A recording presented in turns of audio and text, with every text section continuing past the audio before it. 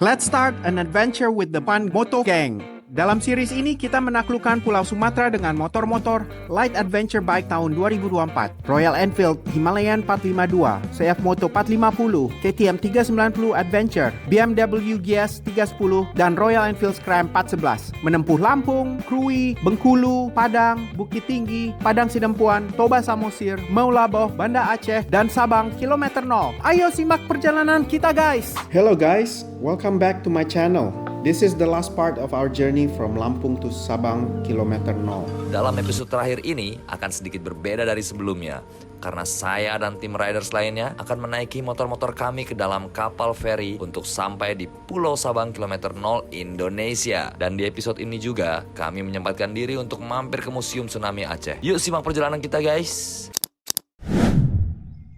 Good morning guys, pagi ini kita berangkat dari Mariana Resort Samosir menuju ke Meulaboh. Perjalanan ini kurang lebih menempuh jarak sejauh 530 km dan akan memakan waktu setidaknya 11 jam.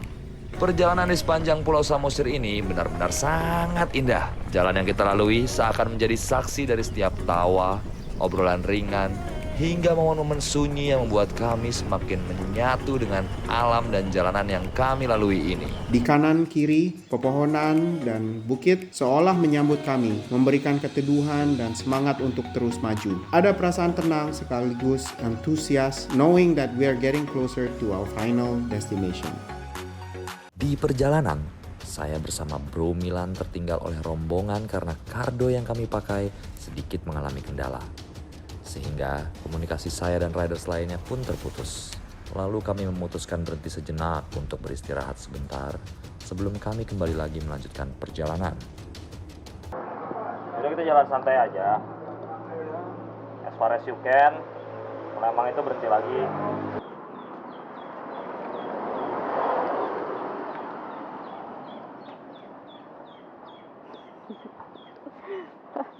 Leklok dia. Yuk.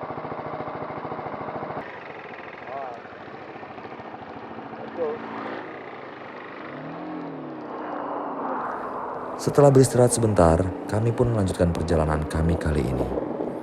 Namun, tidak seperti yang dibayangkan.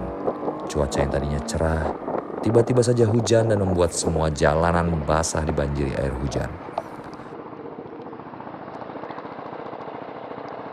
Saya, istri saya, dan Milan pun tetap terus melanjutkan perjalanan menerobos derasnya hujan hari ini.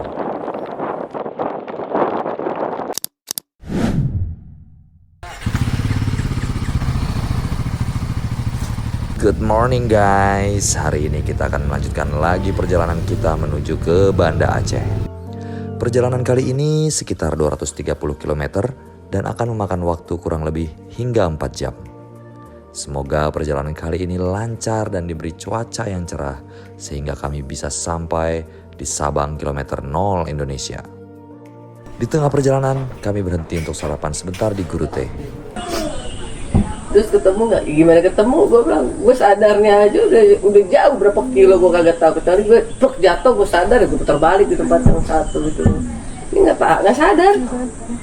Isinya apa aja? Jam di shop aku ini yang orange satu lagi yang hijau. Wah, dua. Goceng. Udah 10 juta. Kacamata Rudy Project 2 juta. Yang abu-abu tuh. Lumayan. Kaos jersey itu smoke garage yang kuning itu main gue mau pakai gue ragu-ragu. Tapi untungnya karena pendek tuh yang hits tuh yang 1,5 udah gue pernah pakai. Jadi yang foto-foto gue pindahin ke baju ini yang lain. Gue karena pendek gitu. Ada satu kaos dalam gue baru beli. Itu nyarinya susah banget. Yang gue pakai buat berenang. Nah gue taruh di situ. Baru beli, gue pakai. Yang gue sesalin kacamata A1 baru mau buat malam. Gue pikir kan gua sampai malam nih gue taruh di situ. Nggak dicoba tuh kacamata. Dari Bengkulu Padang aja lu pakai ya? Belum beli. Orang baru beli tuh dipakai. Baru mau pakai yang sekarang nih karena pikir sampai malam. Makanya gue taruh di situ. Bego juga. Kemarin tuh gue udah ingat gue mau tuh pindahin tuh kacamata biar tas tipis. Ditambah gue baru beli kacang almond, luluran, apalah semua tadi gue taruh lagi di situ. Jadi mau belanja-belanjaan gue. Setelah kenyang menikmati menikmati sarapan pagi ini, kami kembali melanjutkan perjalanan.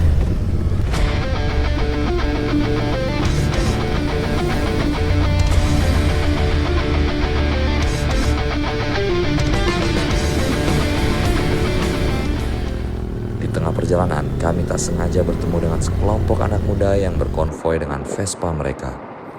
Ternyata mereka juga sedang dalam perjalanan panjang menuju ke Jawa Barat. Mau kemana? Jawa Barat. Lo dari Jawa Barat berapa? 3 bulan. Tuh yang belakang tuh yang cewek tuh yang ngasih baju kuning. Setelah berbincang sejenak, kami melanjutkan perjalanan hingga akhirnya kami sampai di Banda Aceh dan menginap di Hotel Alhambra.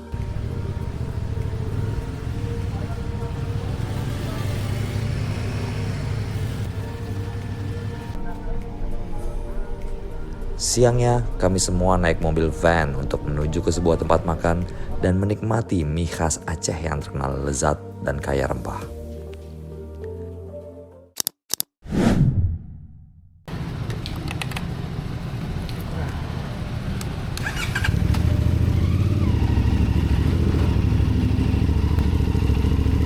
Semua aman.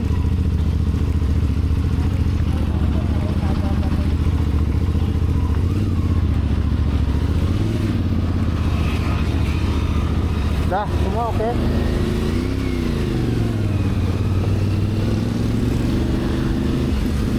Tuh.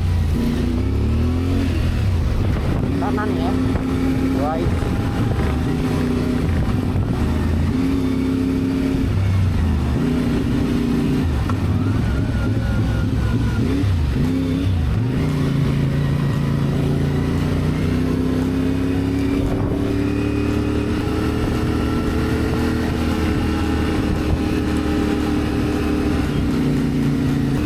Bensin perlu. Hah?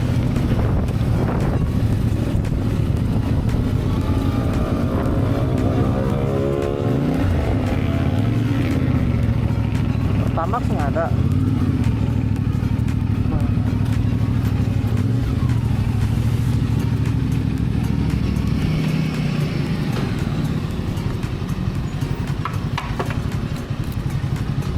Penuhin aja Pak. 45. Penuh. Penuh. Pertamax. Penuh. Penuh. Penuh.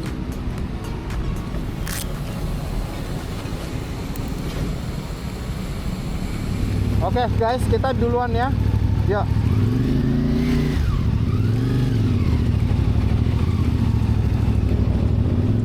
Reza.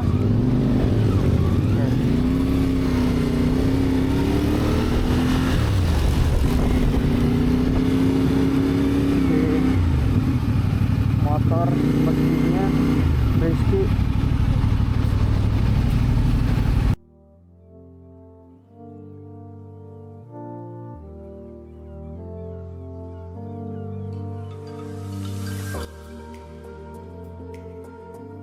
Today is the last day our touring. Saya dan para riders melanjutkan perjalanan menuju Sabang, tepatnya ke titik kilometer 0 Indonesia. Dengan menyeberang menggunakan kapal feri dari pelabuhan Ulelue, semua motor sudah siap naik ke kapal dan perjalanan laut ini akan mengantar kami ke garis akhir pertualangan panjang ini. Perjalanan feri dari Ulelue ke pelabuhan Balohan kurang lebih memakan waktu sekitar 3 jam.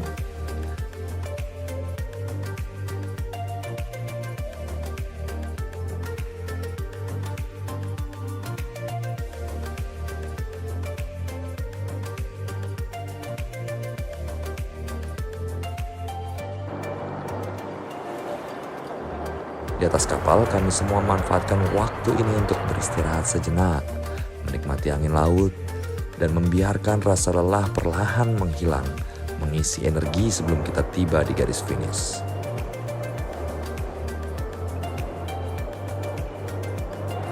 Setiba di pelabuhan Balohan, kami langsung melanjutkan perjalanan menuju Sabang kilometer 0. Rasanya hampir tak percaya.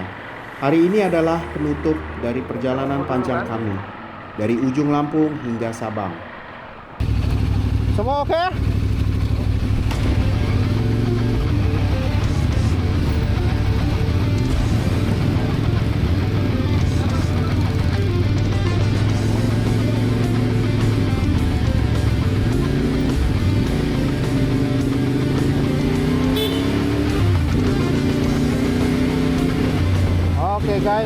kita sekitar 50 menit nih. Tunggu dulu. Kosong.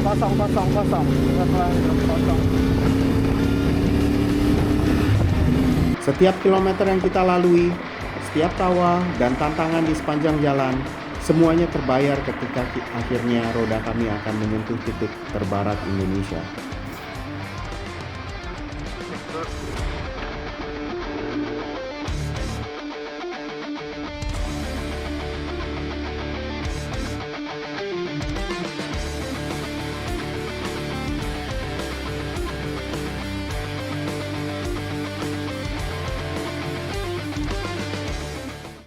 Sebelum kembali ke Palabuhan Balohan, kita semua mengunjungi air terjun Pria Laut, salah satu wisata alam yang ada di Pulau W yang masih terjaga kealamiannya. Perjalanan kali ini kami tidak bisa menggunakan motor untuk masuk ke dalam dan kita semua akhirnya berjalan kaki sekitar 15 menit dengan kondisi rute yang cukup ekstrim untuk mencapai air terjun laut tersebut. Jadi kita sekarang nyampe di pintunya Pria Laut Waterfall, air terjun Pria Laut. Tapi kita masih mesti jalan, kita parkir motor di situ dan bentar lagi nyampe ke waterfall, jalan sekitar 10 menit dari sini. Coba kita lihat nih, perjalanannya setapak lewat batu-batuan yang dibikin oleh warga setempat. Gimana Pak Kemal? Ini sekarang kita menuju air terjun Pria Laut. Airnya jernih melewati sungai kecil dan alamnya betul-betul masih original ya. Artinya hanya jalan setapak dan pepohonannya juga ini sih agak berbeda dengan di Pulau Jawa nih pohon-pohonnya nih. Dan ini kalau di sini kita harus permisi ya, karena ini pasti penunggunya ada semua di sini. Pohonnya gede-gede banget nih, pohon pinang segala macam. Nah ini yang kayak gini daun-daun ini gede-gede banget. Biasanya kalau di Jawa kita lihatnya di kebun raya Bogor kecil-kecil tuh. Ini sekarang gede-gede banget nih. Tuh lihat alamnya depan tuh ya, wah keren sih. Airnya jernih banget tuh, lihat airnya jernih banget. Tuh, airnya jernih banget nih kalau langsung diminum bisa nih airnya. Touring kali ini memang bukan sekedar menikmati perjalanannya dengan motor, tapi juga kita mengunjungi tempat-tempat wisata-wisata alam di Indonesia ini yang kita lihat memang sangat indah dan menarik. Jadi mudah-mudahan video kita bisa memberikan inspirasi buat teman-teman semua.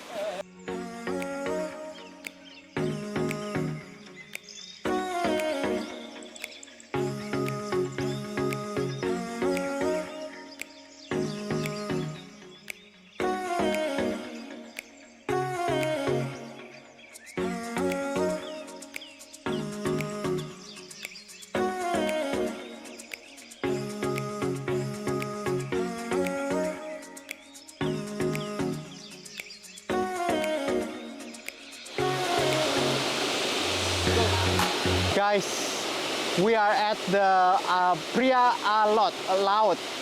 Laut waterfall in Wei Island, dekat Sabang. This is nature at its best, tropical waterfall, and ya tempatnya benar-benar mesti masuk trekking. Kalau misalnya orangnya nggak biasa trekking, kita tuh lewat batu-batuan, bukan kayak anak tangga lagi, tapi udah kayak batu-batuan yang kita panjat. So untuk orang-orang yang adventurous, this is it. Go and enjoy it. Come over here because this is not a place where orang banyak tahu, you know.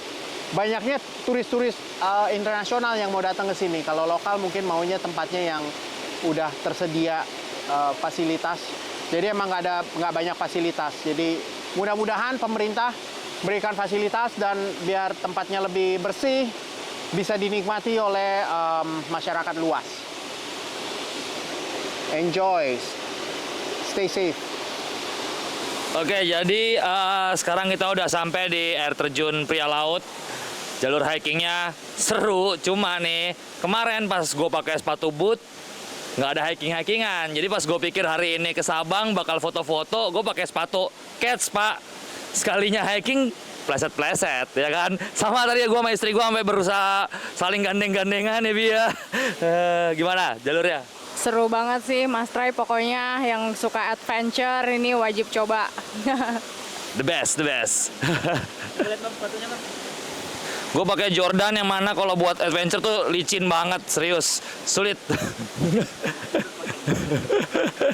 Teman-teman, sekarang udah sampai di air terjun Pria Lautan. Namanya sih keren deh, Pria Lautan. Ini asli, naik ke sini sekitar 15 menit dari parkiran motor kita tadi. Jalannya sih yang agak-agak, ya perlu kerja keras lah karena banyak batu, original batu-batuan, dan banyak lumutnya. Jadi memang kita betul-betul harus lihat pijakannya jangan sampai kena ke lumut. Nah, begitu juga ternyata nggak hanya jalan rata seperti itu aja, ternyata ada yang mendaki juga, bahkan memanjat beberapa batu. Jadi perlu perjuangan sih untuk pergi ke sini. Tapi lihat air terjunnya sebetulnya juga nggak terlampau tinggi ya atau besar, tapi dari sini saya cuma ngelihat bahwa ini sih air terjun yang kelihatan sangat alami ya, karena lihat pepohonannya juga semuanya betul-betul apa ya, betul-betul original lah, natural banget gitu, natural banget. Alamnya sih keren banget ini.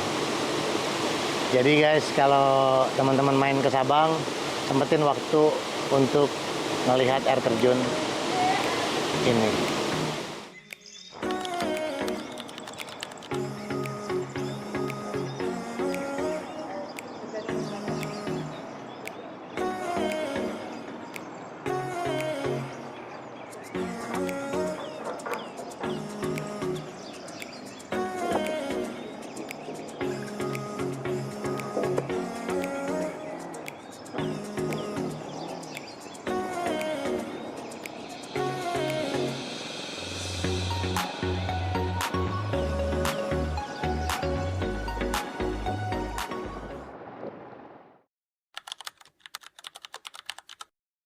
So guys, this is the last night of our touring.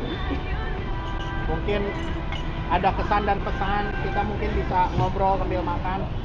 Gua cuma mau menyampaikan bahwa this trip is to explore Indonesia, dan so happen kita pakai motor untuk melakukan tujuan itu.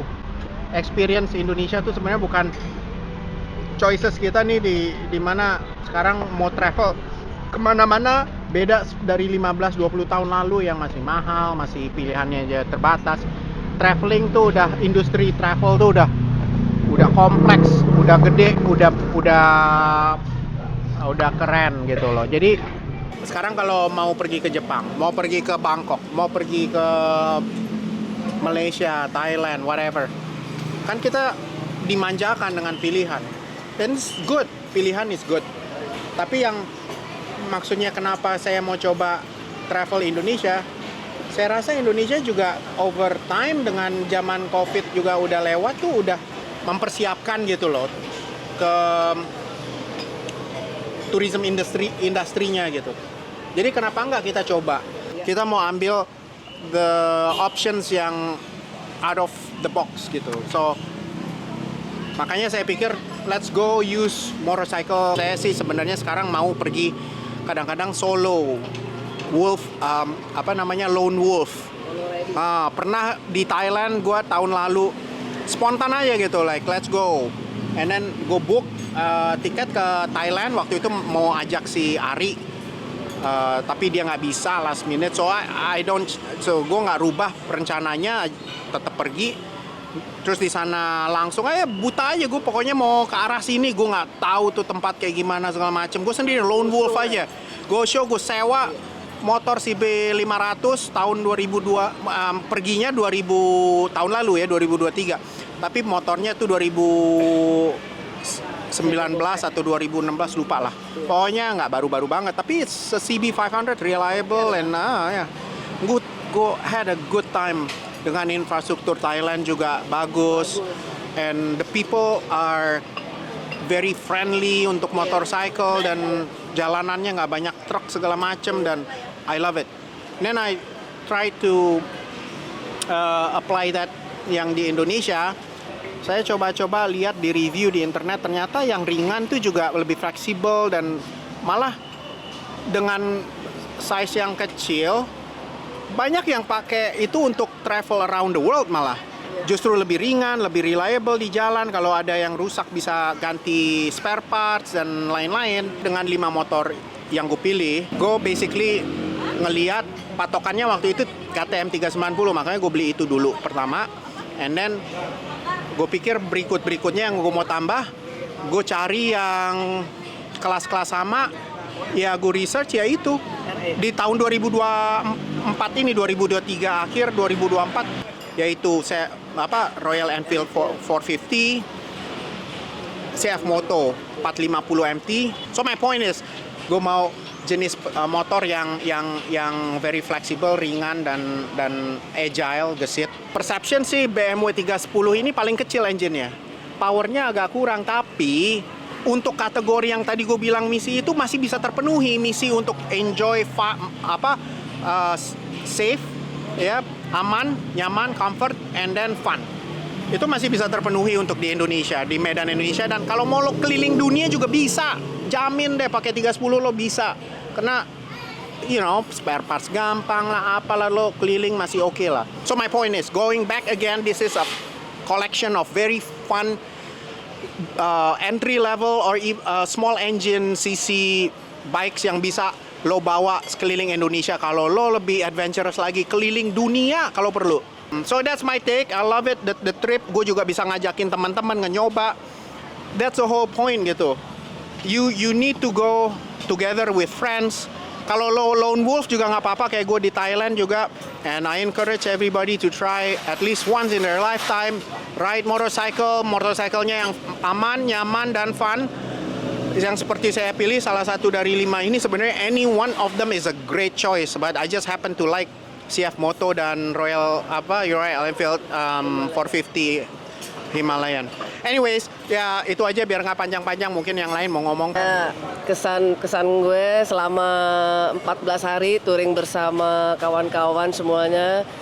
Sebelumnya gue mau say thank you dulu sama Bro Adil nih yang sudah ngasih kesempatan buat kita semua teman-teman untuk diajak touring bareng semuanya, dan dia yang sponsorin kita. Dan saya thank you juga, dia udah kasih kepercayaan sama gue untuk bawa motor Royal Enfield Himalayan ya, kepada ladies biker ini ya kan.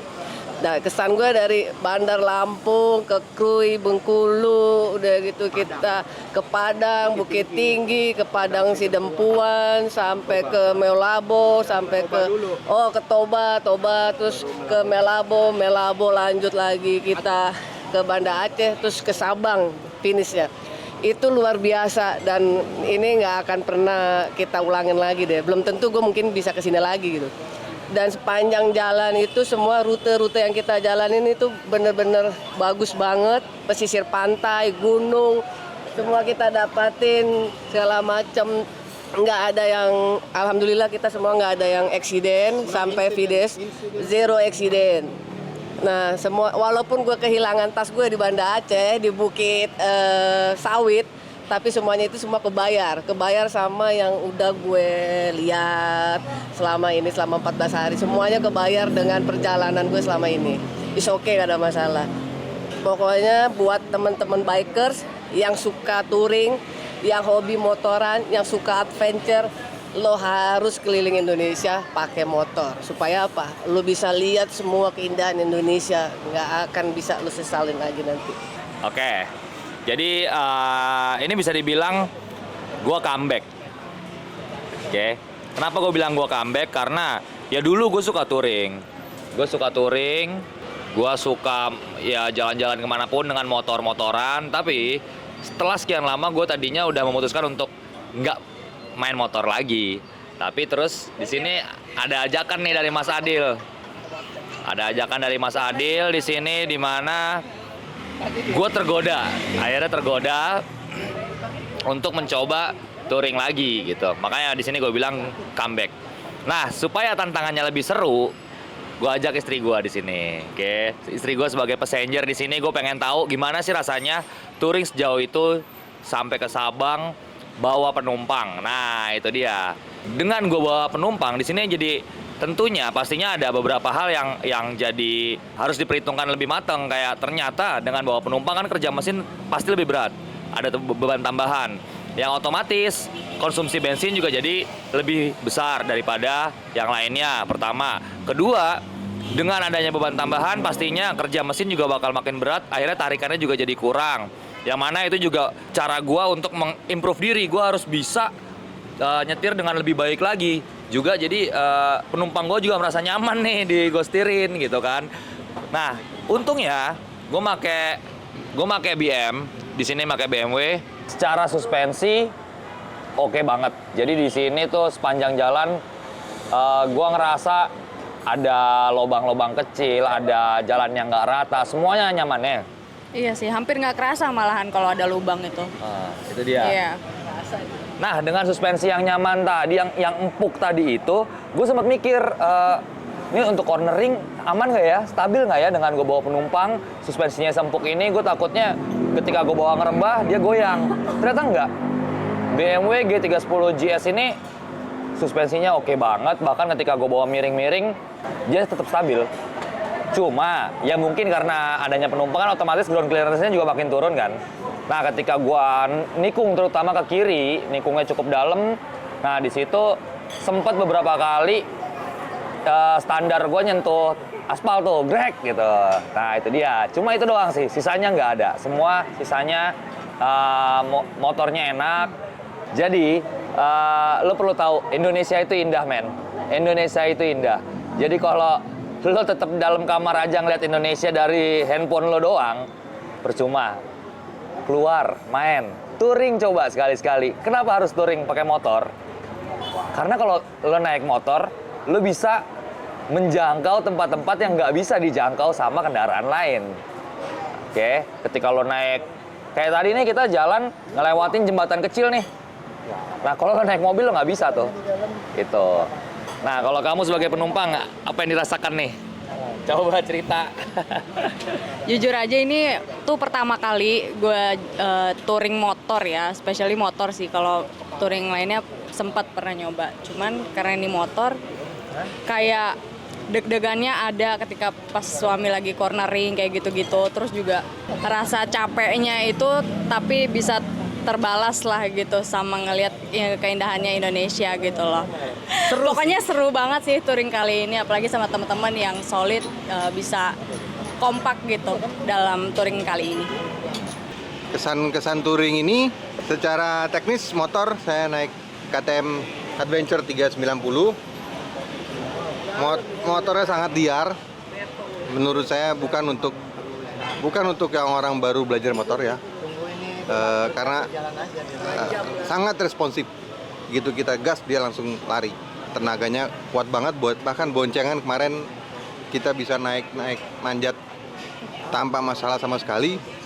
Mungkin kurang terbiasa dengan motion motorcycle traction controlnya, jadi ada beberapa saat di mana licin itu berasa agak oleng, tapi ketika kering tikungan-tikungan itu semua bisa diterabas dengan gampang. Kalau secara kesan touring dari Lampung paling suka di Krui karena emang basicnya suka area pantai dan surfing. Semua tikungan-tikungan di pegunungan suka banget, apalagi yang kering-kering karena benar bisa merebahkan diri juga. Sampai Samosir bersyukur juga bisa ketemu dengan saudara lama. Yang paling bikin capek sebetulnya itu dari Samosir ke Melabo karena sempat ngalamin perut yang tidak seimbang. Sampai akhirnya harus muntah juga. Dan nerabas panasnya berapa itu? Itu panas banget sih. Itu ladang-ladang palem sawit itu panasnya ampun. Udah kayak nggak tahu lah, gurun, saya belum pernah di gurun. Tapi itu yang paling berkesan karena secara grup juga kita sempat terpisah. Untungnya masih nggak ada yang sendiri, tapi berdua. tapi akhirnya kita bisa menyelesaikan dengan baik juga walaupun tembus hujan, dari panas ke hujan, kelok-kelok, dan akhirnya kembali lagi ke Sabang ke kilometer 0. Memang sebelumnya pernah, tapi itu sudah 16 tahun lalu naik motor. Jadi kalau ada yang mau touring ke kilometer 0, ya tinggal gas aja. Kesan pesannya, kalau dari sisi pengalaman riding, kebetulan ini kan riding yang 4 kali saya ke Sabang gitu. Ya menurut saya banyak udah perubahan, jalan-jalannya makin bagus. Terus yang terutama lagi, terima kasih tuh, ini bukan promosi ya, terima kasih sama Pertamina. Pertasopnya udah ada di mana-mana, udah nggak takut kehabisan bensin. Kita bawa jerigen padahal ya. Ya, kita bawa jerigen nggak ada guna. Karena 16 tahun lalu kita ngalamin kehabisan bensin di daerah Sumatera Utara gitu di awal-awal. Jadi ini udah sangat membantu banget. Justru saya kecewa dengan infrastruktur yang ada di Aceh. Begitu masuk Aceh, karena kebunnya semuanya tanamannya pada rimbun, sehingga lautnya itu udah nggak kelihatan lagi. Jadi kalau dulu 16 tahun lalu itu benar-benar gundul, jadi benar-benar kita jalan, pinggir jalan kita tuh emang laut. Kalau sekarang udah nggak ada view-nya lagi. Jadi ya udahlah, menikmati jalan. Dan waktu dulu jalan setelah Gurute kalau dari Melaboh itu bagus banget. Sekarang udah bolong-bolong, udah banyak luka-luka. Menurut saya nggak semulus dulu lah, gitu, nggak semulus dulu. Tapi lintas barat baru sekali saya lewatin dari Lampung ke Krui dan Bengkulu. Itu juga jalannya juga tambah bagus menurut saya. Menurut saya yang paling bagus adalah Lampung Krui. Karena jalannya itu, view-nya itu memang lautnya itu biru gitu. Lampung Krui itu menurut saya yang paling bagus. Kalau Toba Ketan itu cerita lain ya. Memang jalurnya juga berbeda. Kita datang dari Tele ya, yang memang pegunungan, tapi view-nya jujur itu kayak di New Zealand. Dan kita menjelajahi 5 provinsi. Ada Lampung, ada Bengkulu, ada Sumatera Barat, Sumatera Utara, dan Aceh. Jadi alhamdulillah 5 provinsi ini dia punya wisata sebenarnya bagus-bagus banget. Apalagi tadi juga sempat mampir di Sabang, pergi ke air terjun ya. Masih natural banget, tapi sayang banget mungkin dinas pariwisatanya kurang memperhatikan karena infrastrukturnya nggak terawat yang udah ada gitu. Itu mungkin bisa jadi catatan buat mereka. Karena perjalanan kita ini bukan sekedar touring menikmati perjalanan, tapi kita juga menghampiri atau mendatangi tempat-tempat wisata. Nah di sini juga bisa menjadi informasi bahwa oh ini memang bagus tempat wisatanya, oh ini memang bagus tapi kondisinya nggak terawat kayak gitu-gitu. Itu kalau nggak dari kita yang informasi kan mungkin nggak akan dapat juga ya, turun ke lapangan langsung ya, seperti itu. Terus juga mungkin ferry penyeberangan antara Sabang ke Aceh mungkin bisa di-upgrade ya. Kayaknya dari 16 tahun sama kapalnya itu yang saya naikin itu juga. Jadi saya nggak tahu kenapa kapalnya masih itu juga 16 tahun. Padahal presidennya udah mau ganti nih gitu, udah 2 periode tuh. 16 tahun tuh 3 kali. Ya udah 2 kali ganti. Ya, jadi harusnya di-upgrade lagi lah, sayang gitu.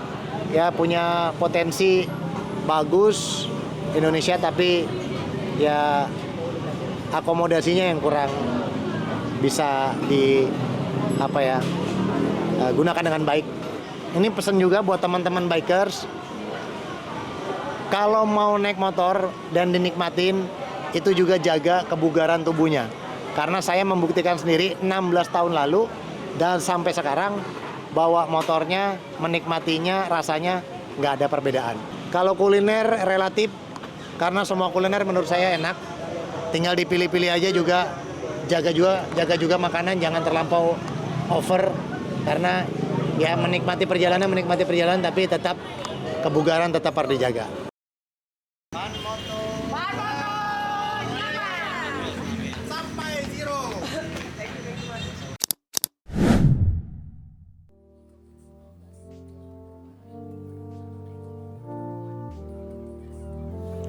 Jadi teman-teman, ini hari Minggu tanggal 25 Agustus. Jadi kita sekarang di Aceh, Banda Aceh.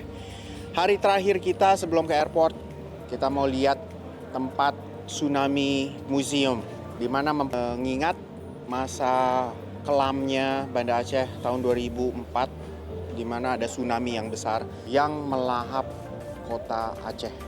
Mari kita lihat di dalam, apa aja yang mereka pertunjukkan. Perkenalkan terlebih dahulu, saya Damayanti, dipanggil saja Damai. Damai. Ya, Damai. saya Damai. Peace. Saya merupakan salah satu staf di Museum Tsunami Aceh. Jadi sebelum saya ajak berkeliling kakak-kakak dan abang-abang, saya akan sedikit menjelaskan tentang sejarah dibangunnya museum ini. Jadi museum ini diresmikan pada tahun 2009 oleh mantan Presiden Republik Indonesia, yaitu Bapak Susilo Bambang Yudhoyono. Ya, museum ini dirancang oleh mantan Gubernur Jawa Barat, yaitu Bapak Ridwan Kamil. Jadi Bapak Ridwan Kamil lah merancang museum ini. Museum ini terdiri dari 4 lantai. Hanya saja cuma 3 lantai yang bisa dikunjungi oleh wisatawan, karena 4 lantainya itu lantai keempatnya itu berfungsi sebagai tempat penelitian atau evakuasi. Jadi fungsi museum ini tidak hanya sebagai tempat melihat-lihat atau tempat mengenang wisatawan, tapi apabila sewaktu-waktu terjadi bencana di Aceh khususnya, masyarakat bisa menyelamatkan diri ke Museum Tsunami. Museum ini bisa menampung 2 sampai 3.000 orang. Boleh tanya, pembuatan museum ini dibiayai oleh pemerintah daerah, pemerintah pusat, daerah, dan juga ada bantuan-bantuan Sumbangan. dari luar Sumbangan negeri. besar. Oke. Karena kan pada masa itu kan tidak hanya Aceh ya, Indonesia juga lagi masa krisisnya. Jadi ya pihak luar juga turut membantu. Tahun berapa ini dibangun, Lup? Setelah tsunami terjadi, ini dibangunnya museumnya? Pada tahun 2008, kemudian diresmikan 2009. 4 tahun, 5 tahun setelah terjadiannya. Kalau bangun banyak sumber ya, ada yang 2006 dan 2008. Tapi 2008 itu sudah mulai secara keseluruhan pembangunannya. Semuanya udah pasti diresmikan pada tahun 2009 oleh Bapak Presiden kita. Baik. Ini peta Aceh ini dibuat agar pengunjung bisa melihat daerah-daerah mana saja. Kalau mau lihat keseluruhan itu di lantai 2, jadi di lantai 1, karena lantai 1 cuma di bagian pulau bawahnya aja. Jadi Pulau Semulu itu merupakan salah satu pulau yang jauh dari lokasi perkotaan, kecil. Nah, ya, tapi pulau ini juga terkena bencana gempa dan tsunami, bahkan tsunami lebih tinggi dibandingkan di Banda Aceh. Jadi ruangan ini ketinggiannya itu menyamakan tsunami yang berada di Pulau Semulu 30 meter. Biar kasih tahu berapa jadi tingginya. Kalau ke atas atau membayangkan tsunami 30 meter, seperti inilah tingginya. Bayangkan kita yang manusia cuma ukuran seperti ini. Jadi ini sempit sekali. Ini menggambarkan bagaimana kondisi masyarakat pada masa itu mencoba untuk keluar dari gelombang tsunami. Ya, yang sempit, gelap, basah, dan tinggi airnya. Lalu kakak dan abang bisa mendengar ada suara lantunan ayat suci Al-Quran. Ya, jadi kan mayoritas Aceh ini orang Islam, Muslim. Jadi ketika mereka menghadapi sebuah bencana, mereka itu pasrah tapi dengan menyebut nama Tuhan. Jadi seakan-akan mereka nggak punya harapan lagi untuk hidup. Makanya kita rancang seperti ini. Nah, jadi ruangan ini diibaratkan dasar laut yang tenang. Jadi kakak dan abang bisa melihat ya, ada banyak monitor di sini. Ada sekitar 26 monitor. Mengapa 26 monitor? Karena itu adalah tanggal terjadinya bencana tsunami, 26 Desember tahun 2004. Ya, monitor-monitor ini diibaratkan karang-karang dalam lautan. Sedangkan lingkaran-lingkaran yang di atas kita ini diibaratkan seperti cahaya matahari menembus dasar lautan. Ya, dalam monitor-monitor ini kakak-kakak dan abang-abang semua bisa melihat ya gambar-gambar evakuasi dan beberapa tempat ibadah yang tidak terkena dampak langsung tsunami. Bahkan ada sebagian makam, ada satu makam ulama yang termasyhur ya, yang tidak terkena bencana tsunami. Padahal makam itu sangat berdekatan sekali dengan laut. Bahkan lebih rendah posisinya dibandingkan kita. Tapi tidak terkena tsunami, bahkan posisi jenazah beliau masih ada di sini. Nah, itu bukti tanda-tanda Allah melindungi orang-orang yang mulia. Baik, saya berikan sedikit waktu untuk bisa mengeksplor gambar-gambar di sini ya. Baik. Silakan.